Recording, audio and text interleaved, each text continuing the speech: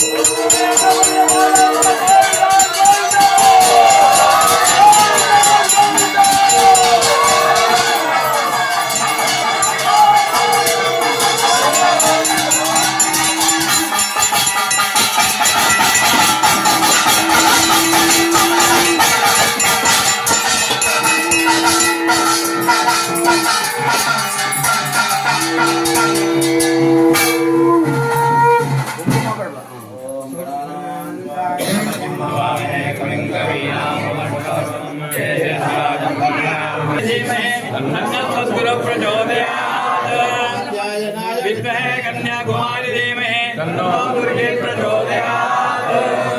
समेत श्री अन्नपूर्णेश्वर्यै नमः। वेदोक्त मंत्र पुष्पांजलिं समर्पयामि। प्रार्थनां करिष्ये।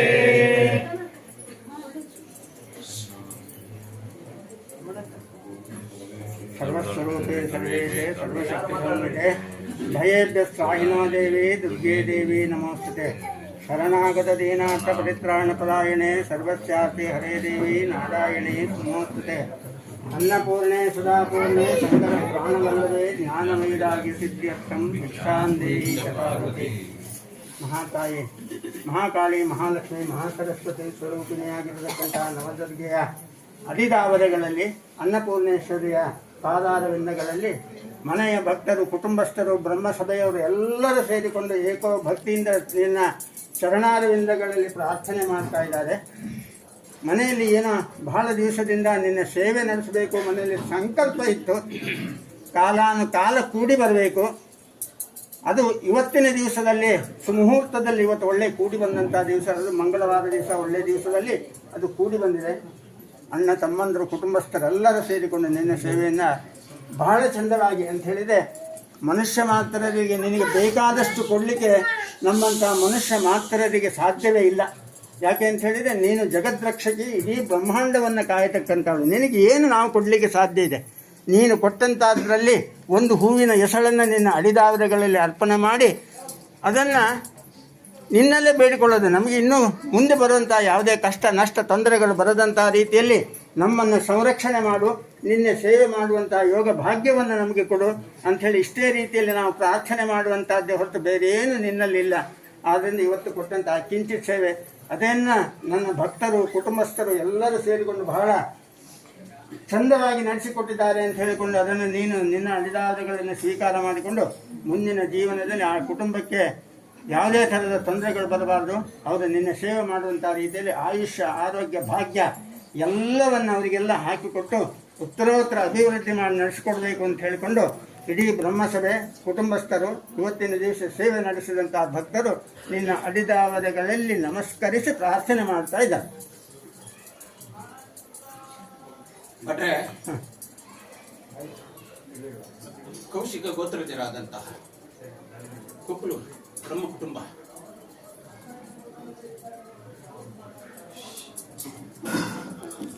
ಯಾವಾಗಲೂ ದೇವರ ಭಕ್ತಿಯನ್ನು ಮಾಡ್ತಾ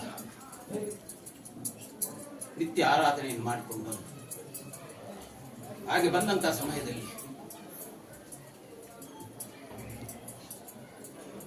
ಸನ್ನಿಧಾನ ಅವರಿಗೆ ಅನುಗ್ರಹ ಆದದ್ದಲ್ವೇ.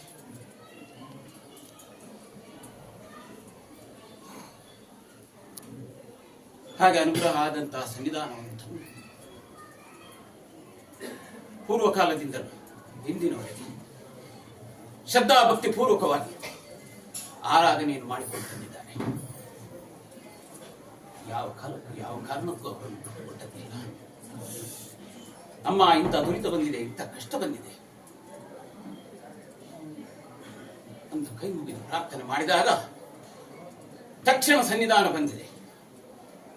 ಮುಂದೆ ಅವರ ದುರಿತಗಳನ್ನೆಲ್ಲ ನಿವಾರಣೆ ಮಾಡಿ ಕೊಡ್ಲಿಲ್ವ ಭಟ್ರೆ? ಖಂಡಿತ ಕೊಟ್ಟಿದೆ. ಕೊಟ್ಟದ್ರಿಂದ ಅವ್ರು ಇವತ್ತಿನ ದಿವಸ ಇಷ್ಟು ನಿನ್ನೆ ಸೇವೆ ನಡೆಸಬೇಕು ಅಂತ ಹೇಳುವಂತ ಶ್ರದ್ಧೆ ಚಿತ್ತ ಸುಖ ವಿತ್ತ ಸುಖ ಎರಡನ್ನು ಸನ್ನಿಧಾನ ಸಾಕಷ್ಟು ನೀಡಿದೆ. ಸ್ಥಳ ಸಂಬಂಧ ಕ್ಷೇತ್ರ ಸಂಬಂಧದಲ್ಲಿ ಏನಾದ್ರು ಕಷ್ಟಗಳು ಬಂದಾಗ ದೂತರಿಗೆ ಆಜ್ಞೆ ಮಾಡಿ ಅದನ್ನು ನಿವಾರಣೆ ಮಾಡಿ ಸನ್ನಿಧಾನ ಕೊಟ್ಟಿದೆ ಅಲ್ವೇ? ಖಂಡಿತ ಕೊಟ್ಟಿದೆ. ಇನ್ನು ಮುಂದಕ್ಕೂ ಅಷ್ಟೇ. ಯಾವ ಕಾಲಕ್ಕೂ ಯಾವ ಕಾರಣಕ್ಕೂ ಕುಪ್ಪಲು ಬ್ರಾಹ್ಮಣ ವಂಶಜರನ್ನು ಕೈ ಬಿಡುವ ಪ್ರಶ್ನೆಯೇ ಇಲ್ಲ. ಆದರೆ ಎಲ್ಲರಲ್ಲಿ ಒಗ್ಗಟ್ಟಿರಬೇಕು. ಇಡೀ ಕುಟುಂಬಸ್ಥರೆಲ್ಲ ಸೇರಿದ್ದಾರೆ ಇವತ್ತು. ಖಂಡಿತ ಸೇರಿದ್ದಾರೆ. ಇಷ್ಟು ವರ್ಷದಕ್ಕಿಂತಲೂ ಇವತ್ತಿನ ದಿವಸದಲ್ಲಿ ಕೊಪ್ಪಳ ಮನೆತನದವರನ್ನು ನಾನು ಹೊಸ ಹೊಸ ಮುಖಗಳನ್ನು ನೋಡ್ತಾ ಇದ್ದೇನೆ. ಎಷ್ಟೋ ವರ್ಷದಿಂದ ಅವರನ್ನು ನೋಡ್ತಾ ಇದ್ದೇನೆ. ಆದರೆ ಇವತ್ತಿನ ದಿವಸದಲ್ಲಿ ಅವ್ರ ಕೊಪ್ಪಳ ಕುಟುಂಬದ ಎಲ್ಲ ಹೊಸ ಹೊಸ ಮುಖಗಳನ್ನು ನಾನು ನೋಡಿ ನನಗೆ ಪರಿಚಯ ಇಲ್ಲ. ಆ ರೀತಿಯಲ್ಲಿ ಎಲ್ಲರೂ ಸೇರಿದ್ದಾರೆ. ಒಳ್ಳೆಯ ರೀತಿಯಲ್ಲಿ ಇದು ಮಾಡಿದ್ದಾರೆ. ಸನ್ನಿಧಾನಕ್ಕೆ ಇದಕ್ಕಿಂತ ಹೆಚ್ಚಿನ ಆನಂದ ಬೇರೆ ಬೇಕೇ? ಖಂಡಿತ ಬೇಡ. ಇವತ್ತಿನ ಸೇವೆ ಸನ್ನಿಧಾನಕ್ಕೆ ಬಹಳ ಆನಂದವಾಗಿದೆ. ಅಬಾಲ ವೃದ್ಧರಾಗಿ ಎಲ್ಲರೂ ಕೂಡ ಇವತ್ತು ಏನು ಸೇರಿದ್ದಾರೆ ಅವರೆಲ್ಲರಿಗೂ ಸನ್ನಿಧಾನ ಸದಾ ಕಾಪಾಡಿಕೊಂಡು ಬರ್ತದೆ. ಯಾವುದೇ ದುರಿತಗಳಿದ್ದರೂ ಕೂಡ ಅದನ್ನು ಪರಿಹರಿಸಿಕೊಡ್ತದೆ.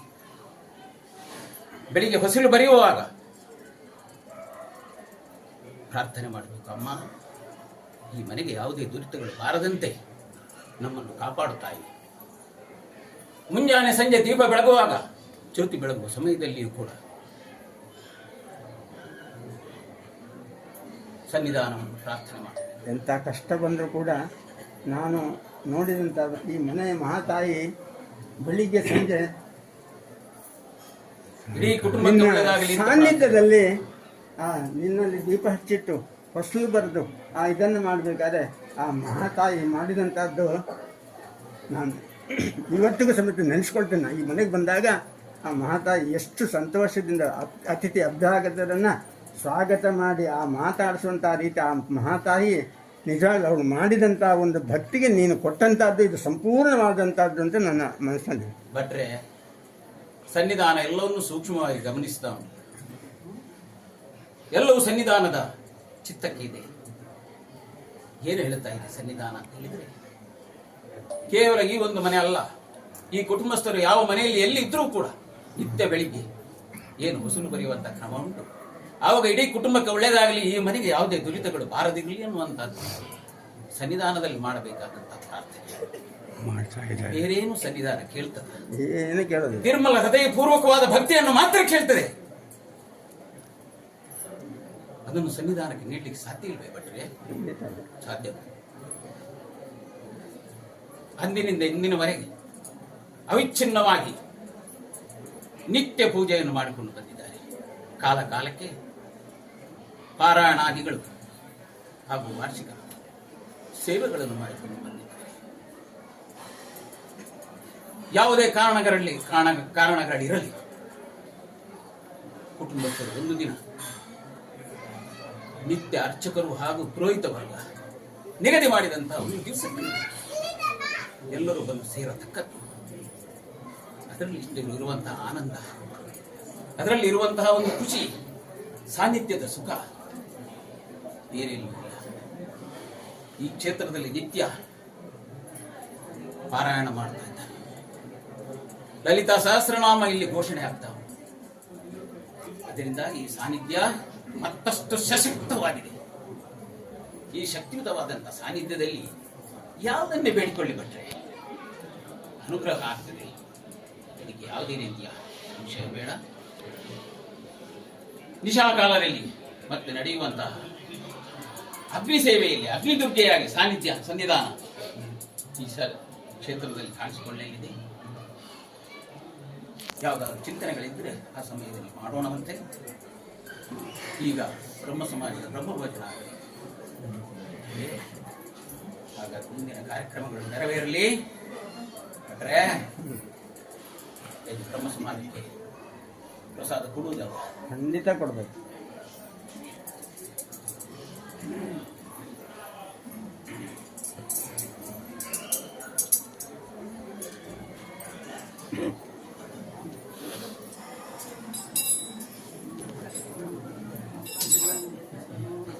ಅನಾದಿ ಕಾಲದಿಂದ ಈ ಕುಟುಂಬಕ್ಕೆ ನೀವು